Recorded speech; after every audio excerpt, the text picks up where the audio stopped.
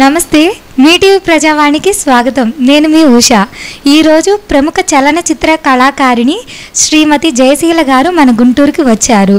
ఈ సందర్భంగా ఆమె మాట్లాడుతూ ఫ్యాన్ గుర్తుకు ఓటు వేసి వైఎస్ఆర్సీపీ ప్రభుత్వాన్ని గెలిపించి జగనన్నే మళ్ళీ సీఎం కావాలని, గుంటూరు పశ్చిమ నియోజకవర్గంలో వైఎస్ఆర్సీపీ అభ్యర్థినిగా పోటీ చేస్తున్న శ్రీమతి రజనమ్మను అఖండ మెజారిటీతో గెలిపించి కేబినెట్ మంత్రిగా చూడాలని అన్నారు.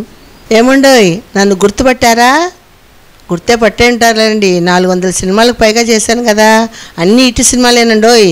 గ్యాంగ్ లీడర్, ఖైదీ, మొన్న వచ్చిన పసుపు కుంకుమ అన్నీ. అలాగే సీరియల్స్ కూడా జీ తెలుగులో పోతున్నాయండోయ్.